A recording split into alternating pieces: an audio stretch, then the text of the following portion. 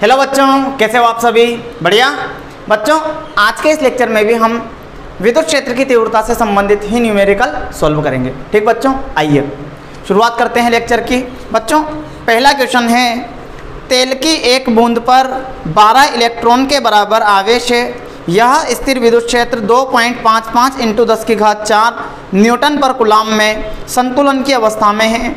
यदि तेल का घनत्व 1.26 × 10⁻³ kg पर मीटर क्यूब हो तो बूंद की त्रिज्या ज्ञात करें। बच्चों, एनसीईआरटी का क्वेश्चन है, काफ़ी अच्छा क्वेश्चन है। आइए करते हैं। सबसे पहले इस क्वेश्चन में हमसे बोला गया है तेल की बूंद पर जो आवेश है 12 इलेक्ट्रॉनों के बराबर है। Q बराबर Ne, N बराबर हमें कितना दिया हुआ है बच्चों? 12। ठीक, और E बराबर हम जानते हैं 1.6 × 10⁻−19 कूलम्ब। तो Q बराबर क्या होगा बच्चों? Q बराबर होगा N कितना? 12 × 1.6 × 10⁻−19 कूलम्ब। बच्चों, Q बराबर जब आप इसे सोल्व करोगे ये आएगा 19.2 × 10⁻19 कूलम्ब। तो ये तो तेल की बूंद पर आवेश आया है। ठीक बच्चों, हमें विद्युत क्षेत्र दिया हुआ है। विद्युत क्षेत्र हमारे पास है E बराबर 2.55 × 10⁴ न्यूटन पर कूलम्ब। ठीक है बच्चों, हमें Q दिया हुआ है, A दिया हुआ है, तो हम क्या करेंगे? चूंकि बूंद संतुलन में है, चूंकि तेल की बूंद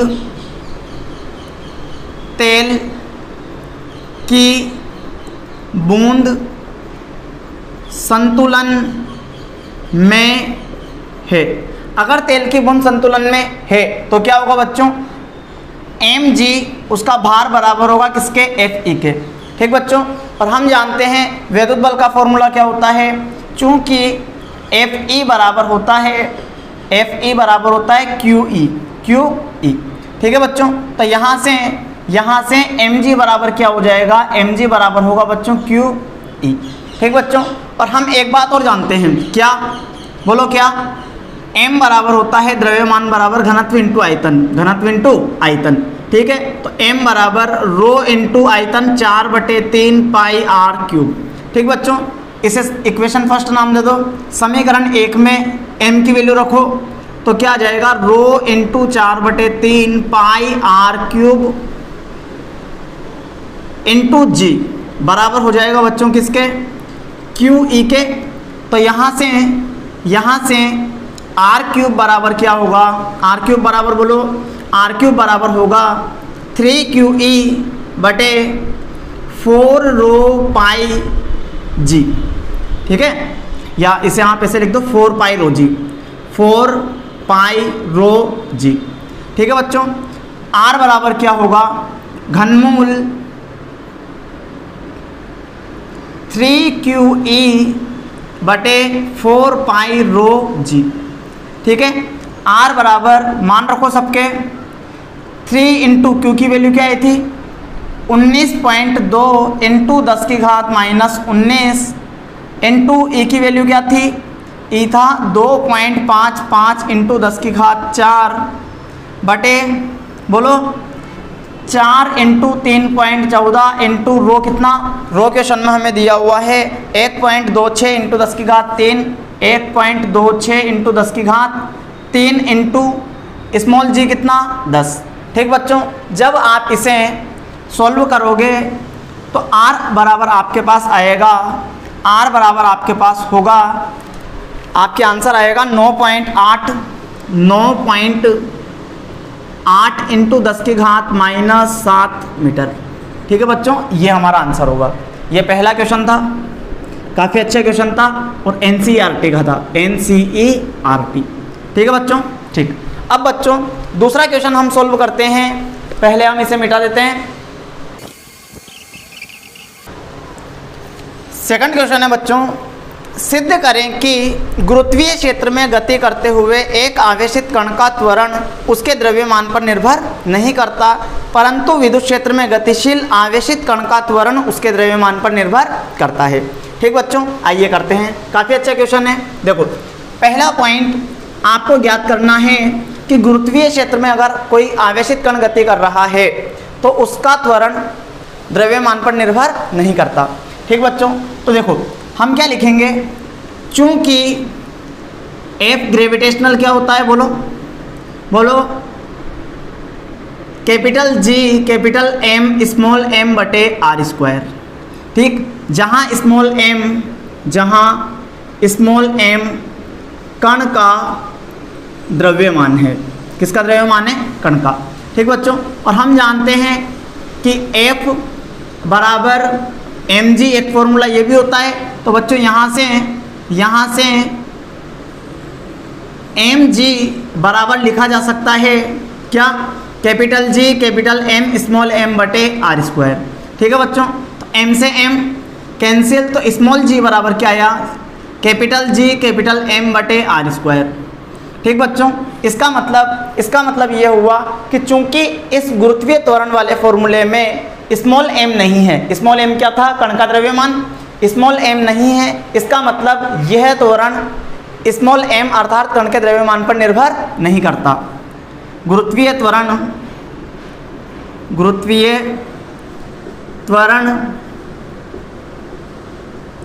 कण के द्रव्यमान पर निर्भर नहीं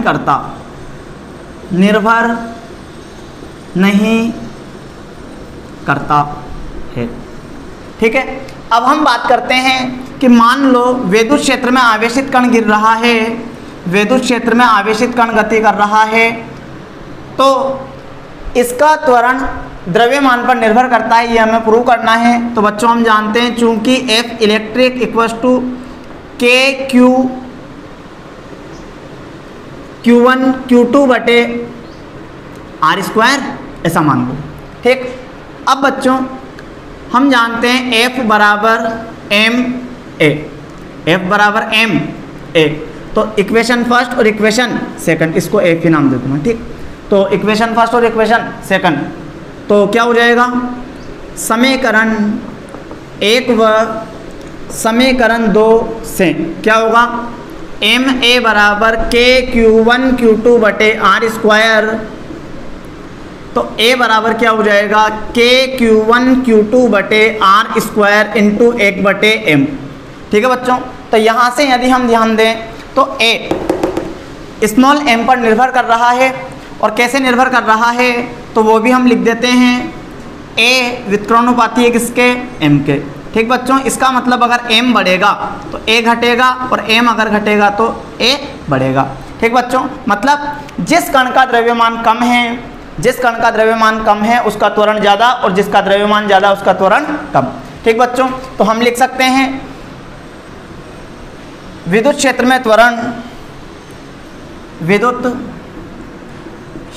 में कण का त्वरण द्रव्यमान के व्युत्क्रमानुपाती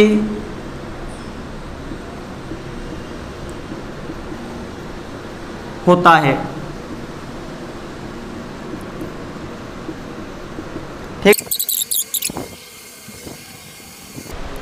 अगला क्वेश्चन है बच्चों, 1 माइक्रोकूलाम व 4 माइक्रोकूलाम के दो बिंदु आवेश परस्पर 30 सेमी दूरी पर स्थित है, उनको मिलाने वाली रेखा पर उस बिंदु की स्थिति ज्ञात करें जहां परिणामी विद्युत क्षेत्र की तीव्रता 0 हो। ठीक बच्चों, हमें इस क्वेश्चन में दिया है दो आवेश,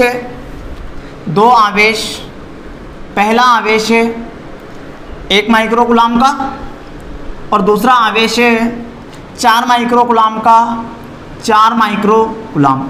इन दोनों के बीच की दूरी हमें दी हुई है r बराबर कितना, 30 सेमी, 30 सेमी। ठीक है बच्चों, हमसे पूछा है इन दोनों आवेशों को मिलाने वाली रेखा पर किस बिंदु पर विद्युत क्षेत्र की परिणामी तीव्रता 0 है। तो बच्चों दोनों आवेश चूंकि समान प्रकृति के हैं, तो ऐसा बिंदु जहां परिणामी विद्युत क्षेत्र 0 हो वो इन दोनों आवेशों के बीच में कहीं ना कहीं होगा। मान लेते हैं कि वो यहाँ है। ठीक है बच्चों, इस बिंदु का नाम दिया P, और इस P बिंदु पर परिणामी विद्युत क्षेत्र की तीव्रता कितनी है, 0। इस छोटे वाले आवेश से इस बिंदु की दूरी है x, तो बड़े वाले आवेश से दूरी क्या हो जाएगी, बोलो r - x। ठीक है बच्चों, इस क्वेश्चन को हम दो तरीके से करेंगे। पहला तरीका सिस्टमेटिक सोल्व करेंगे और दूसरे तरीके से हम डायरेक्ट सोल्व कर लेंगे। ठीक बच्चों, देखो ये Q1 और ये Q2, ठीक है। Q1 के कारण पी पर तीव्रता बोलो, Q1 के कारण पी पर तीव्रता E1 सदिश, E1 सदिश, Q2 के कारण पी पर तीव्रता E2 सदिश। ठीक बच्चों, बिंदु P पर परिणामी तीव्रता शून्य हो, इसके लिए आवश्यक है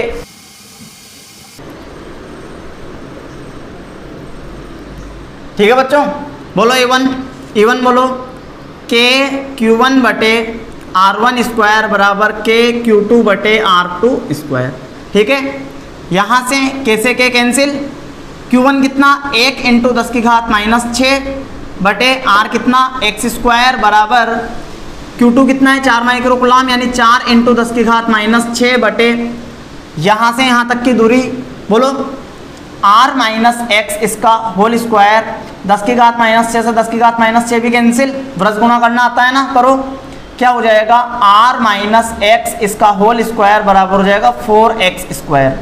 वर्गमूल लेने पर, वर्गमूल लेने पर अगर वर्गमूल लेंगे तो क्या होगा बच्चों बोलो, R माइनस एक्स इसका वर्गमूल लेंगे तो क्या आ जाएगा R माइनस एक्स, अच्छा R माइनस एक्स का होल स्क्वायर इसका वर्गमूल लेंगे तो क्या आएगा R माइनस एक्स बराबर 4 का वर्गमूल 2 और x स्क्वायर का वर्गमूल x। R बराबर 2x, ये माइनस जब इधर आएगा तो प्लस x, तो ये हो जाएगा R बराबर 3x, तो x बराबर होगा हमारे पास बच्चों R/3। ठीक, x बराबर R कितना था 30 सेमी, तो 30/3 जब आप इसे सोल्व करोगे तो कितना आएगा 10 सेमी, यानी छोटे वाले आवेश से 10 सेंटीमीटर दूरी पर विद्युत क्षेत्र की परिणामी तीव्रता शून्य होगी। ठीक बच्चों, अब इस क्वेश्चन को हम डायरेक्ट भी सोल्व कर सकते हैं। इसके लिए आप एक फॉर्मूला याद रखोगे, फॉर्मूला क्या है, एक तरह से ट्रिक मान लेना। ठीक है, फॉर्मूला क्या है, x बराबर R बटे √Q2 बटे Q1 +1। ठीक है, यहाँ पर एक बात ध्यान रखोगे, ये जो Q1 आवेश है, Q1 आवेश छोटा आवेश, कौन सा आवेश है, छोटा आवेश। छोटा आवेश का मतलब समझ रहे हो, परिमाण में छोटा आवेश। ठीक है, और ये प्लस कब लगाना है, जब दोनों समान प्रकृति के हो।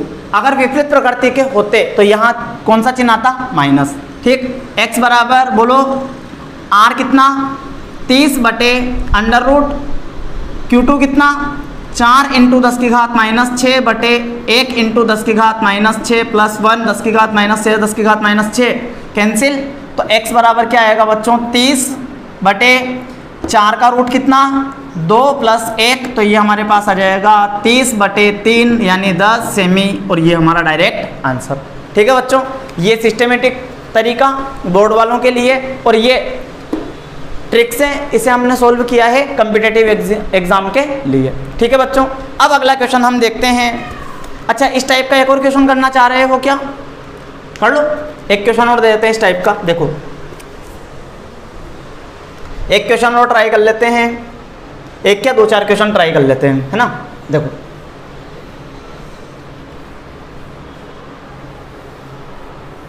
ताकि आप लोगों की थोड़ी अच्छी प्रैक्टिस हो जाएगी।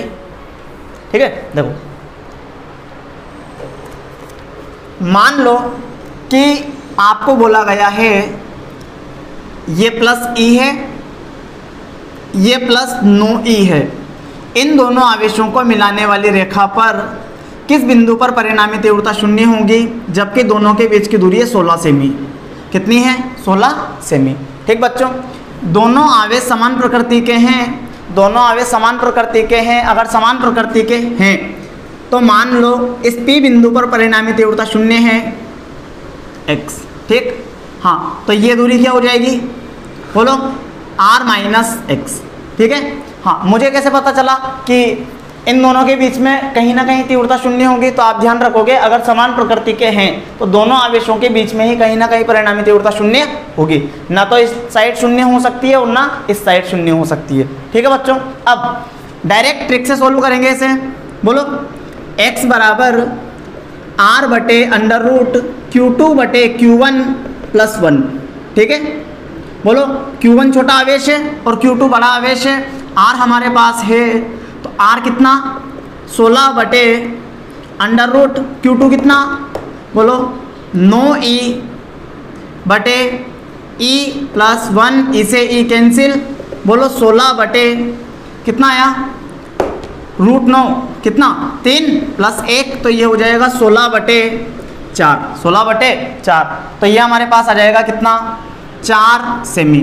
यानी बच्चों प्लस 9 आवेश से 4 सेमी दूरी पर परिणामी विद्युत क्षेत्र की तीव्रता 0 होगी।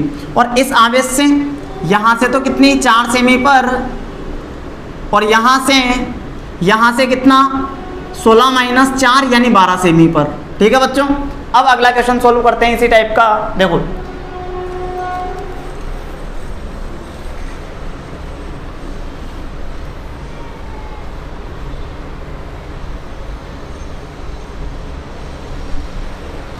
अब मान लेते हैं कि दोनों आवेश विपरीत प्रकृति के हैं, दोनों आवेश विपरीत प्रकृति के हैं। ऐसा समझ लो कि ये माइनस ई है और ये प्लस 9E है। ठीक है बच्चों, बोलो इन दोनों के बीच की दूरी मान लो, तुम्हारी मर्जी पड़े जो मान लो, क्या मानना चाह रहे हो, मान लो इन दोनों के बीच की दूरी है 20 सेमी। कितनी है 20 सेमी। ठीक, अगर दोनों आवेश विपरीत प्रकृति के हैं तो परिणामी तीव्रता इन दोनों के बीच में शून्य नहीं होगी। कहाँ शून्य होगी, छोटे आवेश के पास, छोटे आवेश के पास। इसको नाम दो बिंदु P, यहाँ से यहाँ तक की दूरी है x। अगर ये दूरी r है, अगर ये दूरी r है तो ये दूरी क्या हो जाएगी r प्लस x। ठीक है बच्चों, डायरेक्ट इसे ट्रिक से सॉल्व करते हैं। देखो क्या होगा, बोलो फटाफट, फॉर्मूला क्या लगाएंगे, x बराबर r बटे रूट Q2 बटे Q1 माइनस 1। ठीक बच्चों, माइनस क्यों लिया, अगर विपरीत प्रकृति के हैं, विपरीत प्रकृति के हैं तो नेगेटिव का पॉजिटिव से गुणा, नेगेटिव, तो यहाँ कौन सा चिन्ह लेना है, नेगेटिव। बोलो ये तरीका याद रखने का है, कैसे भी याद रखूँ। R कितना 20 बटे Q1 छोटा आवेश है, ध्यान रख लेना। हाँ, Q2 कितना 9E बटे E। ठीक है, यहाँ पर माइनस E लेने की जरूरत नहीं है क्योंकि परिमाण रूप में आवेश लेना है। बोलो -1। ठीक है, तो 20 बटे E से E कैंसिल, रूट 9 कितना 3 माइनस 1, बोलो क्या आएगा, बोलो क्या आएगा 20 बटे 2, इससे कैंसिल कितना 10 सेंटीमीटर। मतलब बच्चों माइनस E आवेश से कितनी दूरी पर 10 सेमी पर परिणामी तीव्रता 0 होगी, और प्लस 9 आवेश से 10 और 20 कितना 30 सेमी पर परिणामी तीव्रता 0 होगी। ठीक है बच्चों, इस तरह से हम इस टाइप के क्वेश्चन सॉल्व कर सकते हैं। अब हम अगला क्वेश्चन करते हैं। देखो काफ़ी अच्छा क्वेश्चन है, NCERT बुक का क्वेश्चन है, बहुत ही बढ़िया क्वेश्चन है। देखो दो बिंदु आवेश Q1 बराबर प्लस 10 की घात माइनस 8 कुलाम तथा Q2 बराबर माइनस 10 की घात माइनस 8 कुलाम चित्रानुसार एक दूसरे से 0.1 मीटर दूरी पर रखे हैं। चित्र में दर्शाए गए बिंदुओं A, B तथा C पर परिणामी विद्युत क्षेत्र की तीव्रताएं ज्ञात करें। ठीक बच्चों, आइए करते हैं।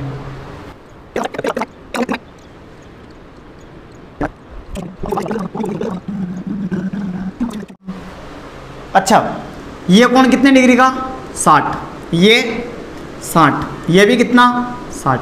ठीक बच्चों, क्योंकि समबाहु त्रिभुज है और समबाहु त्रिभुज के प्रत्येक कोण कितने का होता है 60 डिग्री का। ठीक, सबसे पहले हमें बिंदु A पर परिणामी विद्युत क्षेत्र की तीव्रता की गणना करनी है। यहाँ आवेश रखा हुआ है Q1 बराबर प्लस 10 की घात माइनस 8 कुलाम। ठीक है, और यहाँ आवेश रखा हुआ है Q2 बराबर माइनस 10 की घात माइनस 8 कुलाम। ठीक है, करते हैं इस क्वेश्चन को सॉल्व। देखो देखो क्या होगा, पहला पॉइंट बिंदु A के लिए, बिंदु A के लिए देखो Q1 के कारण यहाँ तीव्रता E1 सदिश किस डायरेक्शन में होंगी, आवेश से दूर यानी इस तरफ E1 सदिश। Q2 के कारण इस बिंदु पर विद्युत क्षेत्र की तीव्रता E2 सदिश किस डायरेक्शन में होगी, आवेश की ओर, मतलब इस डायरेक्शन में E2 सदिश। दोनों विद्युत क्षेत्र की तीव्रताएं एक ही दिशा में हैं तो परिणामी तीव्रता क्या होगी, परिणामी तीव्रता बोलो क्या होगी, ई सदिश बराबर E1 सदिश प्लस E2 सदिश। ठीक है बच्चों, बोलो आगे। एक बात और, आवेश परिमाण में सेम है, यहाँ से यहाँ तक की दूरी और यहाँ से यहाँ तक की दूरी भी सेम है, इसका मतलब बच्चों E1 और E2 आपस में बराबर है। ठीक है बच्चों, तो हम ऐसा लिख सकते हैं परिमाण रूप में, इसे क्या लिखोगे, E बराबर E1 plus E2, E1 plus E2, चूँकि दोनों एक ही दिशा में हैं। तो एक और बात, चूँकि E1 बराबर E2 बराबर है, ठीक है, तो यहाँ से क्या लिखा जा सकता है, E बराबर E1 प्लस, इसको भी E1 लिख दें, E1 ये हो जाएगा 2E1। ठीक है बच्चों, बोलो आगे। E बराबर होगा क्या, 2KQ बटे R स्क्वायर। ठीक है ना, तो बोलो यहाँ से फटाफट क्या है कहानी, जल्दी बोलो। E बराबर, अच्छा इसको A नाम दे दो, E A मतलब बिंदु ए की कहानी चल रही है। ठीक है, ये ठीक, तो E A बराबर क्या हो जाएगा, 2 इंटू 9 इंटू 10 की घात 9 इंटू, बोलो क्यों कितना, 10 की घात -8 बटे दूरी कितनी, 0.05 मीटर। इसे मैं क्या ऐसा लिख सकता हूँ क्या, 5 इंटू 10 की घात -2 मीटर, 5 इंटू 10 की घात -2 मीटर, तो 5 इंटू 10 की घात -2 इसका होल स्क्वायर। तो EA बराबर क्या होगा, EA बराबर होगा कितना, 9 दूनी 18 इंटू 10 की घात 1 बटे 25 इंटू 10 की घात -4। ठीक है, तो EA बराबर हमारे पास होगा, EA बराबर होगा 180 बटे 25 इंटू 10 की घात, बोलो +4। ठीक है, जब आप इसे सोल्व करोगे तो EA बराबर आपके पास आएगा, बोलो EA बराबर आएगा कितना 7.2 इंटू 10 की घात 4 न्यूटन पर कूलम। ठीक है, अब हमें बिंदु B पर परिणामी तीव्रता ज्ञात करनी है। तो बिंदु B के लिए देखो, इस आवेश के कारण यहाँ तीव्रता इस डायरेक्शन में E1 सदिश, और इस आवेश के कारण यहाँ तीव्रता इस डायरेक्शन में E2 सदिश। ठीक है बच्चों, हाँ एक बात और देख लो कि E1 ज़्यादा है या E2, आवेश के परिमाण तो सेम है, मतलब ये दूरी कम तो E1 ज़्यादा, और यहाँ से लेकर यहाँ तक की दूरी, यहाँ से लेकर यहाँ तक की दूरी ज़्यादा है, कितनी है, 0.15 मीटर, 0.15 मीटर, ये दूरी ज़्यादा है, मतलब E2 कम है। अब चूंकि दोनों एक दूसरे के ऑपोजिट डायरेक्शन में हैं, तो परिणामी तीव्रता क्या हो जाएगी, ज़्यादा तीव्रता में से कम को घटा दें। तो बिंदु B पर परिणामी तीव्रता, बोलो EB बराबर क्या होगा, EB बराबर E1 माइनस E2, बोलो क्या होगा, EB बराबर होगा क्या, Q1 बटे R1 स्क्वायर माइनस Q2 बटे R2 स्क्वायर। एक बात और, Q1 और Q2 बराबर है, Q1 बराबर Q2 बराबर Q, Q1 बराबर Q2 बराबर Q। तो EB बराबर बोलो, EB बराबर होगा KQ बटे R1 स्क्वायर प्लस KQ बटे R2 स्क्वायर। ठीक है, बोलो कुछ कॉमन आ रहा है क्या, EB बराबर क्या होगा, EB बराबर होगा KQ कॉमन, बोलो 1 बटे R1 स्क्वायर प्लस 1 बटे R2 स्क्वायर। ठीक है, तो EB बराबर क्या होगा, EB बराबर होगा 9 इंटू 10 की घात -8, ये हो जाएगा बच्चों 1 बटे, इसको हमने क्या लिखा था, 5 इंटू 10 की घात -2 मीटर, 5 इंटू 10 की घात -2 इसका होल स्क्वायर प्लस ये कितना है 0.15 मीटर। इसे मैं लिख सकता हूँ, यहाँ लिख देता हूँ मैं 15 इंटू 10 की घात -2 मीटर, 15 इंटू 10 की घात -2 मीटर। इसे लिख देंगे 1 बटे 15 इंटू 10 की घात -2 इसका होल स्क्वायर। ठीक है, तो EB बराबर बोलो फटाफट क्या आएगा, EB बराबर आएगा 9 इंटू 10 की घात 1 इसे सोल्व करोगे 5 का स्क्वायर 25 इंटू 10 की घात -4 प्लस, अच्छा सॉरी माइनस था ना, ये माइनस और ये माइनस, ठीक है।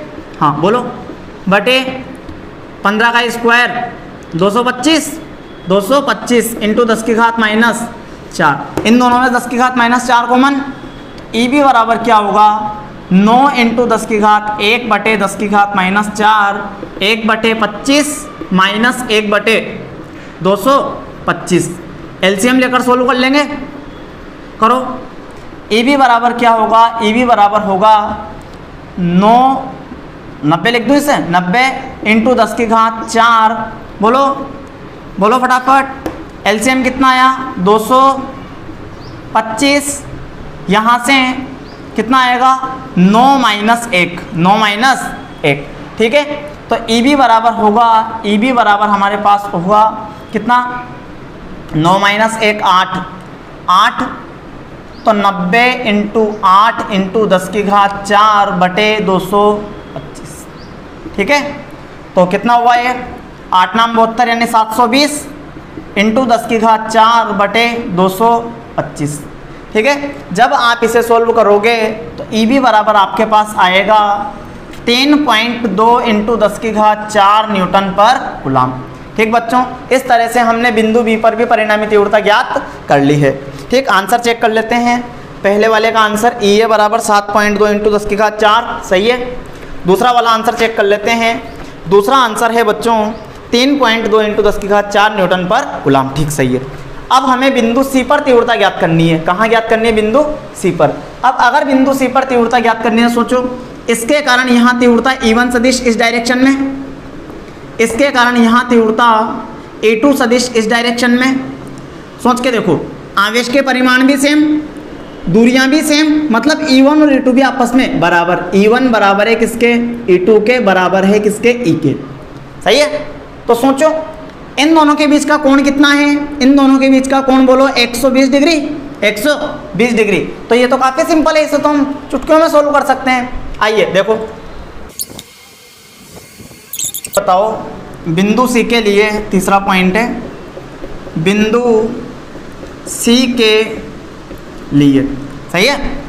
E1 बराबर E2 बराबर E और थीटा बराबर कितना 120 डिग्री। तो क्या इसे मैं डायरेक्ट सॉल्व कर सकता हूँ क्या, हाँ। E नेट यानी EC बराबर क्या होगा 2E कोस थीटा बाई 2, ये हमारे पास हो जाएगा 2E कोस 120 बटे 2, ये हमारे पास आएगा EC बराबर 2E कोस 60 डिग्री। तो ये हो जाएगा 2E इंटू 1/2, 2 से 2 कैंसिल, यानी EC बराबर आएगा किसके, E के।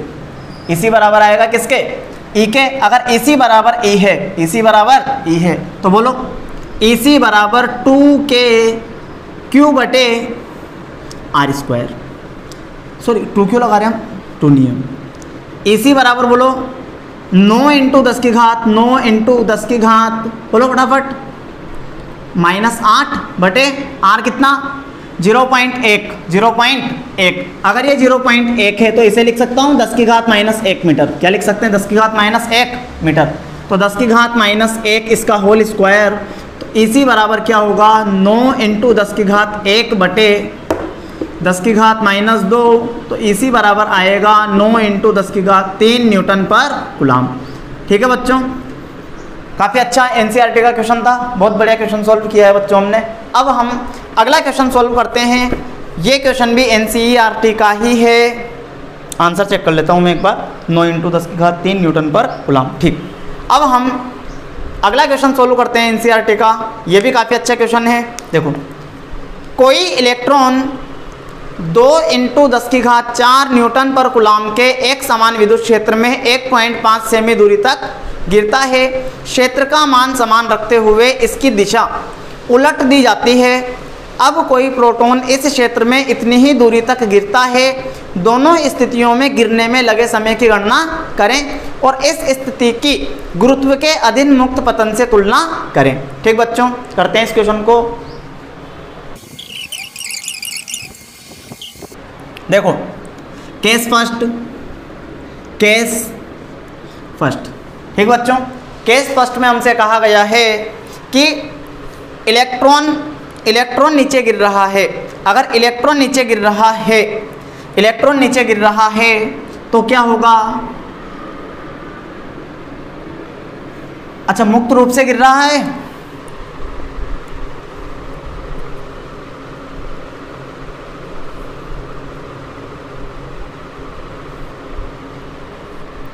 देखो, चूंकि F बराबर क्या होता है? QE। F बराबर क्या होता है? QE। और यहाँ Q इलेक्ट्रॉन के लिए, यानी F बराबर क्या हो जाएगा? EE। समीकरण नंबर 1। बच्चों, अगर आप जानते हो तो एक फॉर्मूला हम जानते हैं, F बराबर MA। F बराबर MA। तो यहाँ से A बराबर क्या होगा बच्चों? बोलो फटाफट। A बराबर होगा EE बटे M। EE बटे M कैसे? तो इसे हम यहाँ सोल्व कर देते हैं। MA बराबर होगा किसके? EE के। तो A बराबर क्या हो जाएगा? EE बटे M। सही है। तो यहाँ से A बराबर बोलो, E कितना? 1.6 इंटू 10 की घात माइनस 19 इंटू E कितना? E हमें दिया हुआ है 2 इंटू 10 की घात 4। 2 इंटू 10 की घात 4 बटे M कितना? इलेक्ट्रॉन का द्रव्यमान बोलो कितना? इलेक्ट्रॉन का द्रव्यमान है मास ऑफ इलेक्ट्रॉन। तो बच्चों, इसका मतलब ये जो हम त्वरण निकाल रहे हैं, ये त्वरण भी किसके लिए है? ये त्वरण भी किसके लिए है? इलेक्ट्रॉन के लिए। ठीक है, बोलो मास ऑफ इलेक्ट्रॉन कितना? 9.1 इंटू 10 की घात माइनस 31। 9.1 इंटू 10 की घात माइनस 31। ठीक है, इसे सोल्व करो। AE बराबर क्या होगा? 3.2 इंटू 10 की घात माइनस 15 बटे 9.1 इंटू 10 की घात माइनस 31। ठीक है बच्चों, बोलो। तो यहाँ से AE बराबर क्या होगा? AE बराबर जब आप इसे सोल्व करोगे तो आपके पास आंसर आएगा बच्चों 3.5 इंटू 10 की घात 15 मीटर पर सेकंड स्क्वायर। ठीक है, ये हमारे पास A आया है। ठीक है, अब हमें क्या ज्ञात करना है? H बराबर ये कितनी हाइट गिर रहा है? ये गिर रहा है 1.5 सेमी। 1.5 सेमी। तो इसे लिखा जा सकता है 1.5 इंटू 10 की घात माइनस 2 मीटर या फिर 15 इंटू 10 की घात माइनस 3 मीटर। ठीक बच्चों, हमें इतनी दूरी तक गिरने में इलेक्ट्रॉन को कितना समय लगेगा, इसकी कैलकुलेशन करनी है। तो बोलो फटाफट। फॉर्मूला क्या लगाओगे? H बराबर UT plus half AT square. चूंकि U बराबर 0, U बराबर कितना? 0। अगर U बराबर 0 है तो ये तो 0 हो जाएगा। तो H बराबर क्या होगा? Half AT square. तो यहाँ से T स्क्वायर बराबर होगा 2H बटे A। 2H बटे A। तो यहाँ से T बराबर आ जाएगा अंडर रूट, बोलो 2H बटे A। 2H बटे A। तो T बराबर बोलो क्या आएगा? 2 इंटू 15 इंटू 10 की घात माइनस 3 बटे A कितना? A 3.5 इंटू 10 की घात 15। ठीक है, जब आप इसे सोल्व करोगे तो आपके पास टाइम आएगा बच्चों, टाइम आएगा 2.92 इंटू 10 की घात माइनस 19 सेकंड। ठीक है, अब हमें प्रोटॉन के लिए कहानी याद करनी है। किसके लिए? प्रोटॉन के लिए। ठीक है, तो केस सेकंड। अब प्रोटॉन गिर रहा है तो प्रोटॉन का त्वरण डायरेक्ट इस फॉर्मूले से ज्ञात कर लें। AP बराबर क्या होगा? EE बटे मास ऑफ प्रोटॉन। तो बोलो फटाफट क्या होगा? AP बराबर 1.6 इंटू 10 की घात माइनस 19 इंटू 2 इंटू 10 की घात 4 बटे 1.67 इंटू 10 की घात माइनस 27 मास ऑफ प्रोटॉन यही है। AP बराबर बोलो, इसको सोल्व किया था हमने, कितना आया था? 3.2 इंटू 10 की घात माइनस 15 बटे 1.67 इंटू 10 की घात माइनस 27। AP बराबर क्या आएगा? AP बराबर आएगा बच्चों, AP बराबर आएगा 1.91 इंटू 10 की घात प्लस 12 मीटर पर सेकंड स्क्वायर। ठीक है बच्चों, ये हमारे पास A आया है। अब ये तो त्वरण आया है, हमें टाइम ज्ञात करना है, तो ये फॉर्मूला डायरेक्ट लगा लें। T बराबर बोलो √2h/AP, ये A ही था, AE। ठीक है, तो बोलो क्या आएगा? T बराबर √2 इंटू 15 इंटू 10 की घात माइनस 3 बटे बोलो कितना आया? 1.91 इंटू 10 की घात प्लस 12।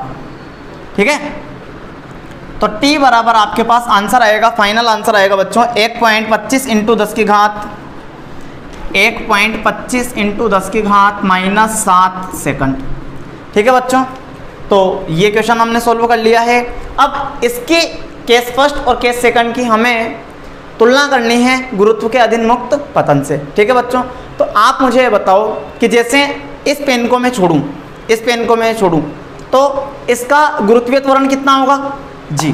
कितना होगा जी? अगर इस रजिस्टर को छोड़ें तो इसके लिए भी गुरुत्वीय त्वरण कितना जी?